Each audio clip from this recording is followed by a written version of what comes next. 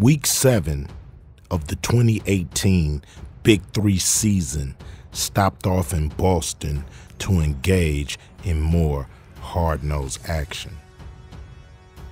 Some teams were playing for playoff positioning, while other teams were just playing for pride. Sports doesn't enhance your character, but it often reveals your character. How do you play when you're a man or two down and you're out of the playoffs? Trilogy has been plagued by injuries and late game losses. After going 10-0 last season and winning the chip, they find themselves out the race and playing for nothing but pride. Facing a hometown hero in Brian Scalabrine and the Ballhogs, who usually start fast out the gate. And tonight was no exception. Going into the half with a 6-point lead. But Trilogy are not champions for nothing. Undermanned, undersized, and underachieving. They dug deep and kept their eye on the prize.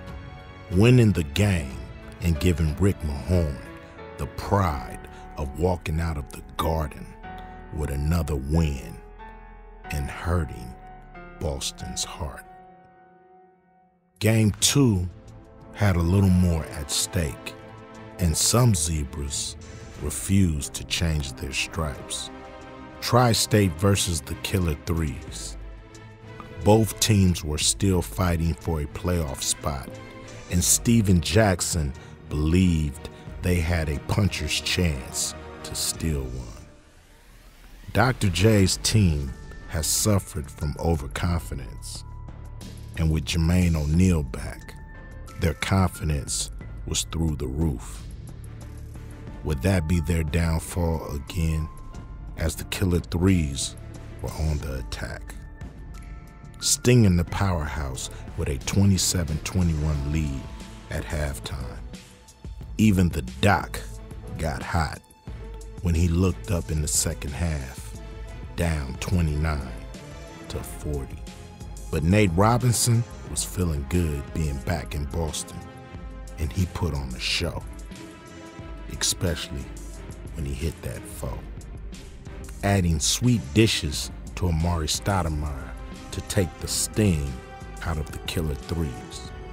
No Chauncey Billups this year was too much to overcome, as David Hawkins closed the door on their playoff chances. Game 3 was a heavyweight fight. The three-headed monsters stood atop of the Big 3 at 6-0 versus 5-1 Power, who was looking to take over first place. Hall of Famer Gary Payton was irritated by not having Quintel Woods available, his candidate for Fourth Man of the Year.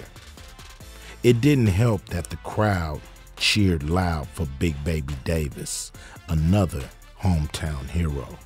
But at the end of the day, Power was more focused and more accurate, taking a commanding lead into halftime.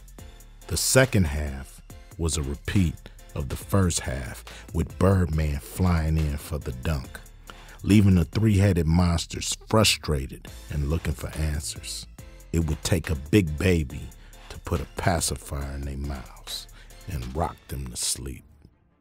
Game 4 was nothing to ignore. Ghost Ballers came back from the dead with their first win in Toronto, while Three's Company got a Player of the Week performance from Andre Emmett. Both teams were anxious to continue that winning feeling. Michael Cooper understands winning time. He's won on every level, and with a playoff berth at stake, he wants his team to start fast and play the right way. And Dre picked up right where he left off, closing the door on the Ballers before it can even open. Three's Company worked like a fine-oiled machine as they cruised into the playoffs. Week 8 is in the ATL. Who will get some Week 1 revenge? Who will get the scoring title? And who will separate themselves in the MVP race? Welcome to Atlanta.